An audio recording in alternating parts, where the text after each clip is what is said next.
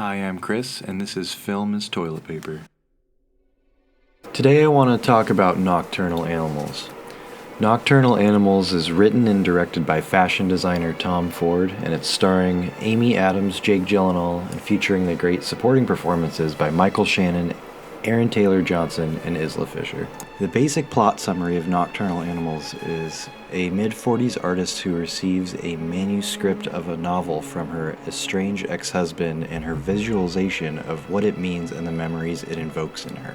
I first saw this film about 2 full months ago, and I remember leaving the theater feeling that I had just watched something that made me feel incredibly uncomfortable, but the way it made me feel uncomfortable was good. Like, it was a very good experience feeling that and watching what I had seen unfold on screen. It was done intentionally and in the best way it could. It was also very well acted. The performances by Amy Adams in particular was especially stunning. It was done in such a subtle and minute way that it was starkly contrasted between the more abrasive and shocking performance from Aaron Taylor Johnson, and I would even say Michael Shannon. His performance is a little more unrooted, but God, Amy Adams was stellar in this movie, and it's kind of a shame that she didn't get an Oscar nomination because of it, because the subtlety in this performance knocks it so far out of the park. It's incredible. While the story is more or less pretty straightforward, it is presented in such a way that it keeps you invested and curious throughout, and that's one of the things that I thought was pretty well done about the movie. I re-watched the movie last night for the first time in about 2 months, and I noticed that I've gained a further appreciation for how detailed and how much depth this film has upon a second viewing. I noticed that in this viewing that there's a lot of metaphors, more so than I noticed the first time around, and they go throughout the entire picture. Another thing that I noticed during this rewatch is that when Amy Adams is reading the novel and it switches to showing what the novel's about, I noticed that what we see is a visualization of what Amy is thinking about as she's reading it, and not necessarily what has been written on the page brought to life.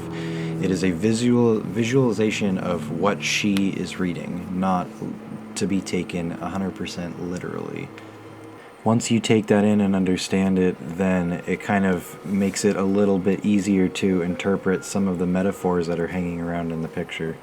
At this point in the video, I kind of want to stop and say that from here on out I want to talk a little bit more in depth, and this is definitely the spoiler warning section. I'm going to kind of dive deeper into some of the metaphors that are brought up into the film, and from this point on, I would suggest if you haven't seen the movie yet to stop right now and go watch it, and then come back and watch this. I first realized that the story was being visualized by Susan and not necessarily just being shown to us simultaneously.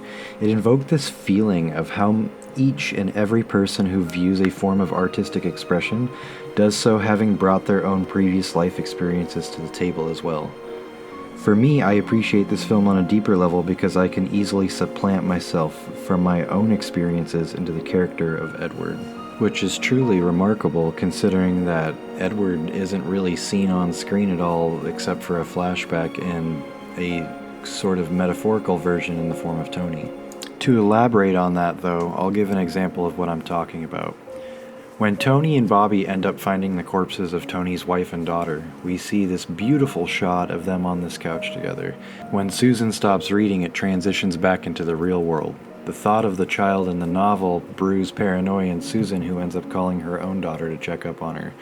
The shot of Susan's daughter is directly mirrored to reflect that. While Edward's meaning behind Tony finding the corpses of his wife and daughter is a direct correlation to Edward having lost his wife to another man and his unborn child aborted, Susan doesn't take it in that way, but is immediately reminded of her own child and is worried with her safety.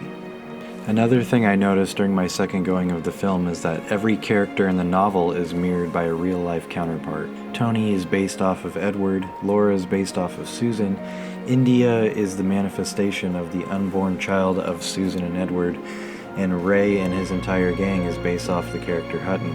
But then that kind of leaves you with the question of who does Bobby and Des represent? Well, that is an interesting question. To me, Bobby doesn't represent a real-life counterpart as much as he represents the drive inside of Edward. This is shown to us by Bobby going far beyond his post to see justice done for Tony. Now, I've read some interesting theories online from other filmgoers as to what the ending all meant and how Bobby intertwines in that. Here's my take on it. A popular online theory suggests that Bobby's cancer suggests that Edward either has cancer or is planning on killing himself after he completes the novel. If we look at how much of the film is steeped with metaphor, then we can infer that there must be a metaphor involving Bobby's cancer, especially because how much it impacts the story towards the end.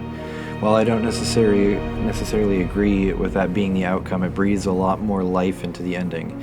The ending is so ambiguous that I've seen nearly a dozen completely different explanations online for what Edward's true motive or purpose was and whether or not he's alive or searching for revenge at all. While the majority of this film is steeped in metaphor, I think for this instance the simplest answer is probably the right one, especially in the context in which we just seen towards the end of the film. This was a form of revenge, plain and simple. On a surface level, it might seem like a shitty revenge plot, but throughout the course of the film, we see how Susan reading Edward's manuscripts break her down to the core, reigniting her past feelings for him, and when she finally thinks she has a chance to change her sins from the past, she gets hit with a large dose of karma as her ice melts in her glass of whiskey. To me, Nocturnal Animals represents the best of what you can achieve artistically in film and how you can use metaphors to the best of your ability and enhance multiple viewings of the film by having it just chock full of metaphors. And I absolutely adore and love this film, and I think it's by far the best film that came out in 2016, and I think it's an absolute travesty how underappreciated this film has been received. Thanks for watching my review and analysis of Nocturnal Animals. I absolutely love this film, but I want to know what you think of this movie. Let me know in the comments below, and maybe we can have a discussion about what you thought about this film.